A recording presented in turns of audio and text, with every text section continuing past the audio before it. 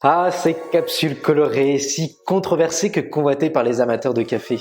Que dis-je? Par les amateurs de Nespresso. Salut les caféinés. Il y a quelques mois, j'ai posté dans un groupe Facebook, accro à Nespresso, un petit sondage. La question était la suivante. Qu'est-ce que vous aimez le plus chez Nespresso?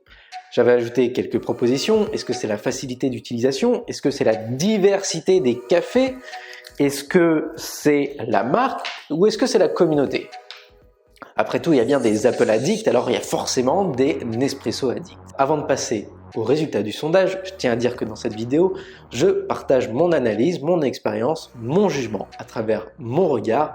Et donc si vous ne partagez pas le même avis, si vous avez des choses à rajouter ou des choses sur lesquelles vous n'êtes pas d'accord, eh bien ça se passe dans l'espace commentaire. Revenons à notre petit sondage. Les gens pouvaient répondre plusieurs options, que ce soit la facilité d'utilisation, la diversité des cafés, bref, ils pouvaient ajouter aussi des réponses. Et parmi les réponses, dans le top 3, on a en troisième position la diversité des cafés, avec 73 votes, la facilité d'utilisation, avec 78 votes, et en tête du classement, avec 265 votes, donc ce qui est plus de la moitié des répondants, on a le goût. Le goût de Nespresso. Ça m'a un peu surpris et j'avais complètement oublié de mettre cette proposition. Mais ça m'a surpris d'avoir tant de personnes qui votent Nespresso. Ça m'a surpris parce que moi, j'ai pas le souvenir que Nespresso, ça m'a fait waouh. Je me suis pas dit, waouh, ce café est trop bon. Il apparaît clairement que la motivation principale des consommateurs de Nespresso, ça soit le goût. Et donc moi, je me suis interrogé et j'ai posté un petit commentaire par rapport à quoi les gens disent que Nespresso c'est meilleur.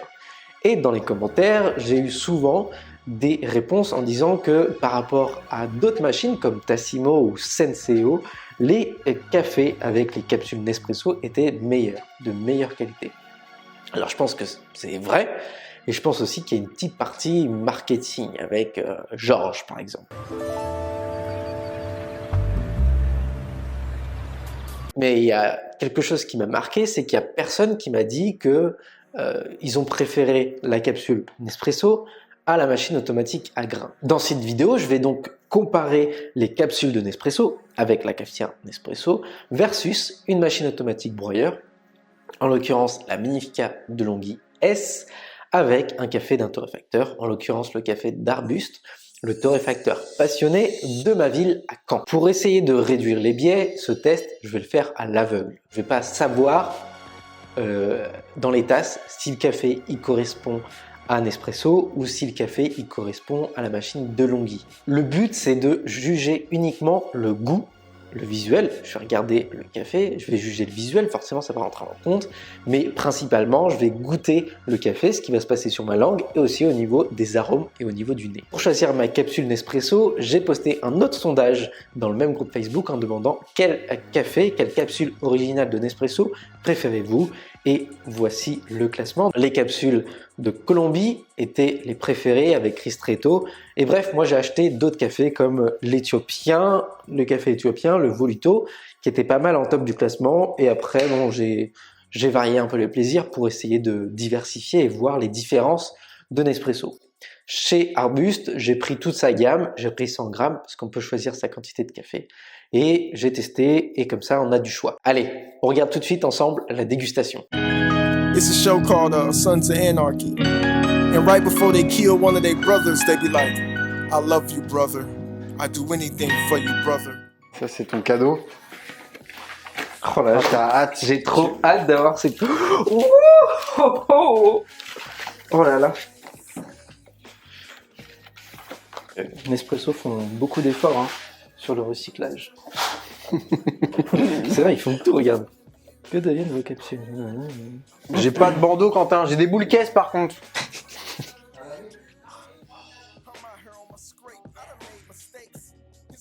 J'ai entendu la machine se mettre en... Ouais, bah regarde, les deux sont là. On n'a pas besoin de bandeau. Non, pas besoin de bandeau. Je peux te dire, ce sont deux cafés éthiopiens. N'oublie pas que la caméra est là. Ah, ils sont bons, mais... Ouais, ils sont complètement différents, mais il y en a un qui est un peu trop chaud. Bon, lequel tu préfères?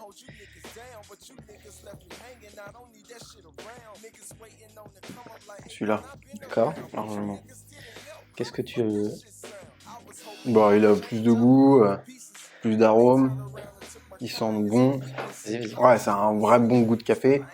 Là, là, il est un peu trop chaud, il est fade. Ouais, il y a un petit goût quand même, un petit goût qui peut être bon, mais je pense qu'il est trop dilué là. On sent aussi des arômes de café qu'on a envie de sentir. Bon, tu m'en as fait un à l'aveugle. Enfin, je t'en ai Ouais. fait un à l'aveugle. Tu as trouvé que Magnifica était meilleur que Nespresso. Est-ce qu'on changerait pas le café? Éthiopie, c'est une torréfaction légère, brève, pour préserver les arômes les plus délicates. Non, mais bref, ça veut aussi dire qu'ils l'ont flashé, quoi. Ils l'ont torréfié très rapidement.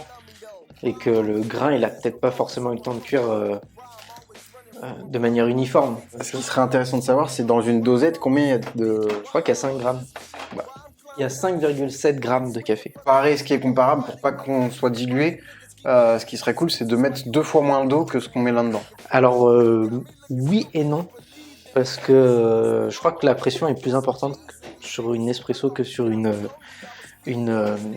automatique. Et la pression, ça joue aussi sur le taux d'extraction. Ok, alors, Plus il y a de la pression, plus ça va extraire le café. on peut en refaire un petit. Oui, On s'en fout. on essaye. Le but, c'est d'essayer d'avoir un bon café Nespresso quand même.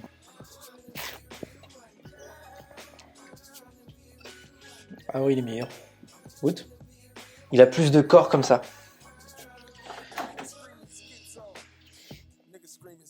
C'est meilleur, c'est moins fade.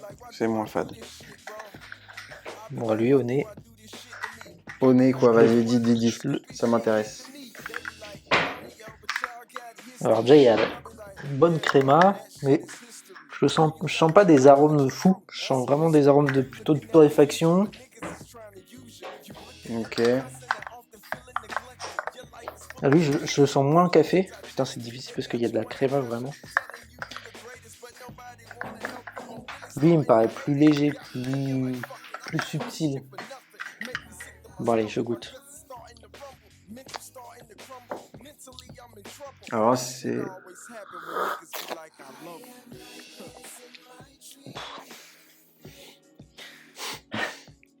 Que signifie ce... C'est pas bon. Ah non, il est pas bon. Celui-là qui est pas bon?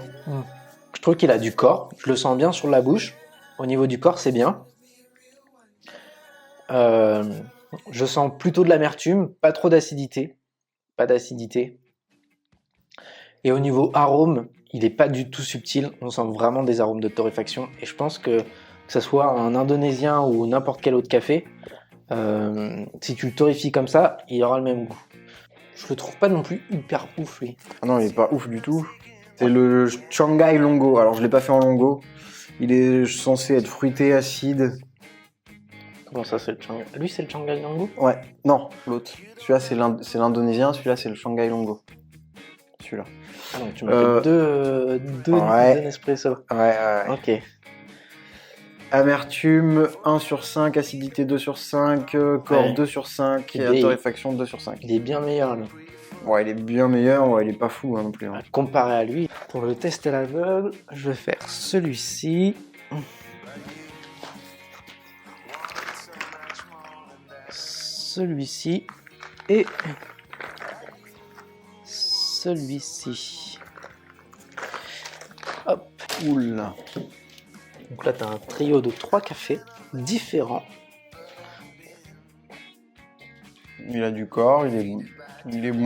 Ouais, il est bon, il est équilibré, ça va. Étonnant, il est vachement doux, acide, mais il a pas du tout de corps. C'est pas catastrophique. Tend vers l'amertume, mais il est pas très amer. Il a beaucoup plus de corps que celui-là. C'est mon préféré, mon deuxième préféré, moins bien. Mais Nespresso, ok, Magnifica, ok, Nespresso. ok, Colombie, Voluto. ok, Et lui, c'est le préféré des gens dans le groupe Nespresso. ok. Donc c'est cool. Bah ça veut dire qu'ils peuvent prendre du bon café. Est-ce que tu es d'accord avec moi sur ce que j'ai dit? Alors lui, je le trouve carrément beaucoup plus fruité. Au niveau arôme, il est incroyable. Franchement, il est ouf. Il est ouf au niveau arôme. Il a moins de corps. Il a pas de corps. Ouais. Il a pas de corps, mais au niveau arôme, il est ouf. Et lui, je trouve qu'en fait, tous les cafés Nespresso, ils ont tous un petit goût identique. Mais effectivement, il est bon. Qu'est-ce que tu penses de celui-là, la capsule indonésien? Très, très amer, très torréfié. Je dirais qu'une seule chose, très amer, très torréfié. Ok. Qu'est-ce que tu penses de celui-là, Éthiopie? Attaque légère et amertume et quelques arômes intéressants. Moi, je pense que pour des amateurs de café et qu'on s'attend à prendre de l'éthiopien, on s'attend à mieux que ça en termes de Nespresso, en termes de café, pardon.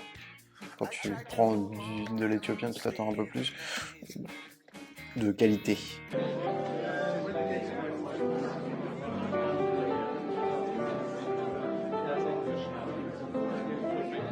Foggy moments can be risky. Stop the fog with OptiFog. Qu'est-ce que tu penses du Shanghai Longo? Ils sont plus passe-partout, tu vois. Ils peuvent. Pas passe-partout. Alors, comparé à un café indonésien, l'indonésien, il va plaire à quelques personnes. C'est des personnes qui vont aimer le café qui est fort. Ouais. Alors, on va dire fort, mais qui est très torréfié. Très torréfié, ouais. Il y a des gens qui aiment le café qui est très torréfié.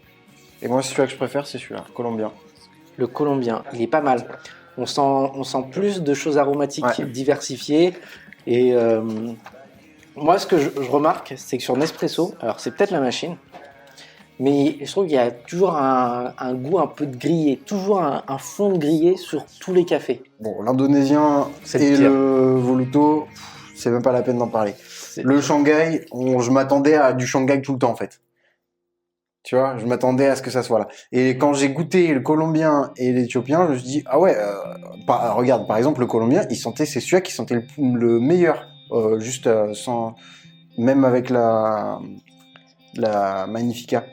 Donc, il y a quand même des arômes qui se dégagent, des arômes agréables, pas forcément que de griller du café. Pour revenir au café, il y a des très mauvais cafés.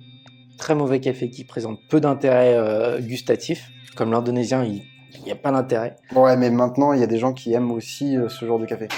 Donc, c'est un choix, tu vois. Ouais. Il y a une diversité des goûts dans le café. Maintenant, on va pas avoir de la subtilité. J'espère que cette petite dégustation vous a plu, qu'elle était sympa à regarder. Je voulais parler un petit peu rapidement, revenir sur le prix du kilo. Le prix au kilo de ces capsules, c'est de 74 €, comparé à Arbuste, qui est de 37 € le kilo. Mais, une capsule comme ça consomme environ 5 grammes de café, 5,7 grammes de café, ça dépend des cafés, 5,6, 5,7 grammes par capsule. Alors qu'avec la machine automatique Magnifica de Longhi S, je consomme environ le double. Donc, ramené au café, la machine Nespresso, un café à 41 centimes environ, alors qu'avec le café de chez Arbuste, ça me coûte environ 37 centimes le café. La différence de prix, elle est vraiment faible. Les capsules Nespresso sont donc recalées tant sur le niveau du prix et encore pire sur le niveau du goût. Est-ce que le problème, ça vient des capsules Nespresso? Est-ce que c'est la marque Nespresso qui fait du mauvais café? Ou est-ce que c'est le système Nespresso? Est-ce que c'est la machine à café avec les capsules qui n'est pas bon? Dans une prochaine vidéo, je vais essayer de faire le meilleur expresso avec le café de chez Arbuste et une capsule rechargeable. Partagez cette vidéo à vos amis amateurs de Nespresso. Je serai ravi de voir leurs réactions dans les commentaires et d'échanger avec eux. N'oubliez pas de vous inscrire au Club Café et bien sûr de vous abonner à la chaîne YouTube, ça m'aide énormément. Allez, ciao!